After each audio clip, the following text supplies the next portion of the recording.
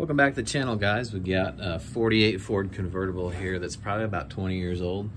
I had a little model building reinvigoration after I graduated from college in the early 2000s. This is one of the ones I built.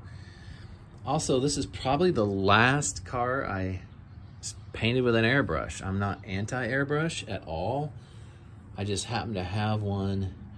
And then I painted this, and I'm not sure what happened to the airbrush after that, but I never returned to airbrushing. But I may be soon. I'm certainly not anti-airbrush, but this was one of those old Testors airbrushes that was plastic and had an attached kind of propellant can. I don't know if you guys remember those old Testors airbrushes you could get. So I never had like a proper airbrush.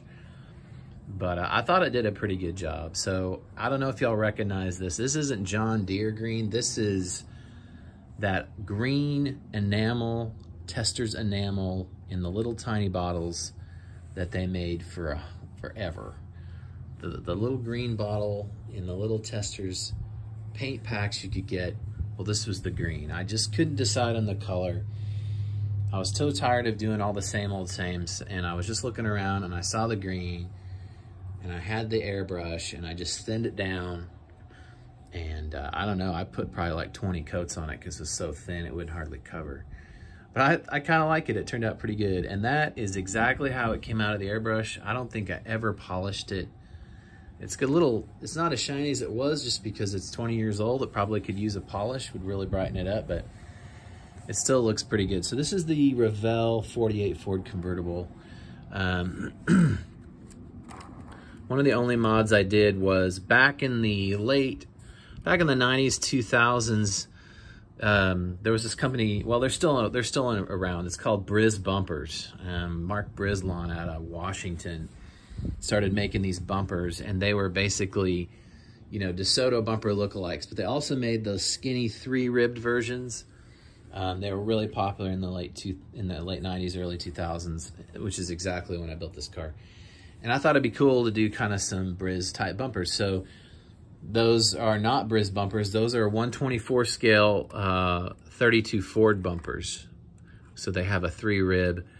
I kind of had to bend them a little bit and manipulate them to kind of fit around the stone guard of the 48. But I think it looks okay. I don't think I would do that again because that style's kind of not really cool anymore. I think the stock bumpers would have looked just fine, maybe even better. But you know, I'm gonna leave it like it is, and so I did it the same thing on the rear. So that's a 32 Ford bumper, trying to look like a Briz bumper, a 3-rib Briz bumper. Oh, my pipe's about ready to fall off. This is a licensed surround from like a 60 Corvette kit. It was real popular back in the day to do like a 49 Chevy licensed surround. That's what I was kind of mimicking. Now that I look at it, it's a little too huge for my taste. It kind of sticks out pretty far, but it does the job. I just noticed there's some bare metal foil that has lost its way here on this taillight. But that's what happens when you have a 20-year-old model. Anyway, yeah, the wheels and tires are from the Revell Model A kit. I mentioned those before. They were one of the first snap-in white wall tires you could get, plus they had the trim rings and the early Ford caps, which I thought was really cool and looked good. Painted them yellow to contrast. The engine is out of the same 59 or 60 Corvette kit that I stole that license surround off. That is a early Corvette fuel-injected small block Chevy. I even wired it. You can barely see it because on a Corvette, the wires are covered by this shield right here. The shield was there to kind of keep the radio interference down because the radios would buzz from all the ignition interference.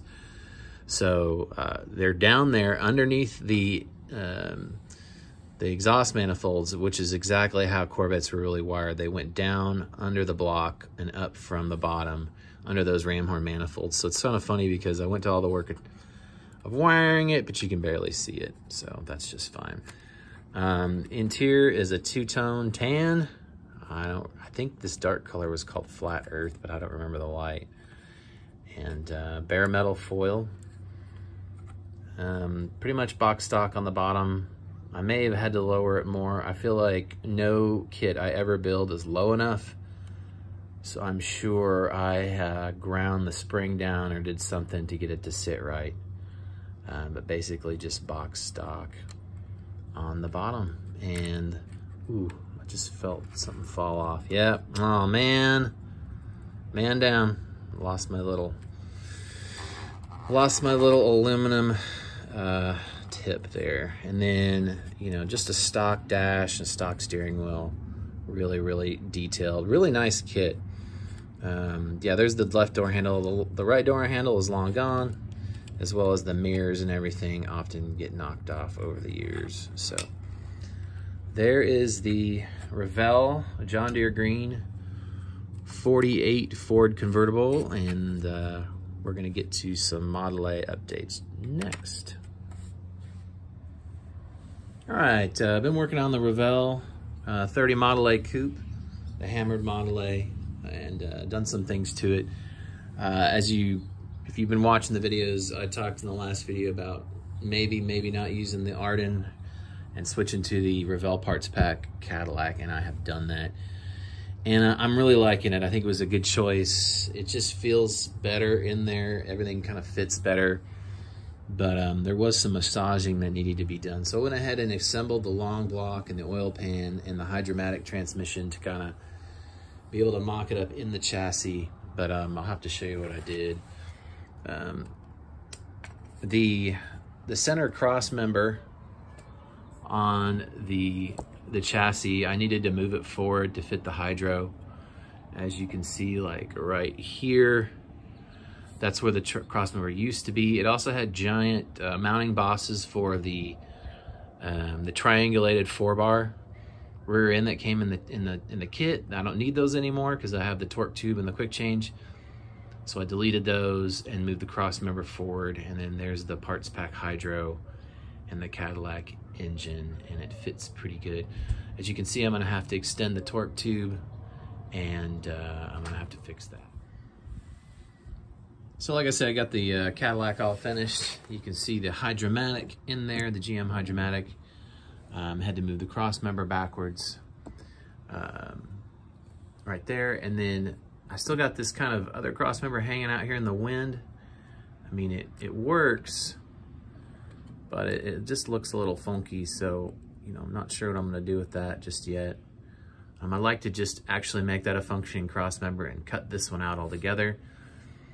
But when you turn it over and kind of check it out, you can't really tell. So I'm not sure if it's worth the work for the extra detail. I don't know, we'll see. But anyway, yeah, it's gonna be full hot rod. This thing's gonna have headers, no exhaust. I feel like the stance is really on point. It just looks really good. Got that hot rod rake, those cool Firestone dirt track tires, Cadillac engine, the smooth Halibrands, the wing nuts. It's definitely got a race car feel. I don't know if this thing might end up with some numbers on it or some little sponsor decals, but it's definitely looking pretty cool. So guys, I just thank you for coming to the channel.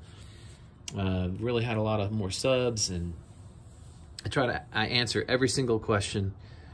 And if you've asked a question and I haven't answered it, just ask again, and I'll get to it. I appreciate all your questions. I appreciate the community and all the ideas I get from everyone else's pages. I hope this is inspiring to you, and you want to get to the bench and build and take risks. Try things that you haven't tried before. When I decided to put a 32 3-window windshield in this thing, I really didn't know how that was going to go, and I was risking ruining this whole kit. But I was like, I'm kind of bored with just building up kits box stock. I've got to try new things, and so I just went for it, and it worked out. It doesn't always work out though, but it's okay, because you're just building your skill, and you got to make mistakes, you know, and that's how you learn, is from your mistakes. And when you make mistakes, if you can figure out how to fix them, then that makes you a better modeler too, because if you can fix your mistakes, that's really the key, because we never are going to be mistake free. So happy modeling. Thanks for coming by. Take care.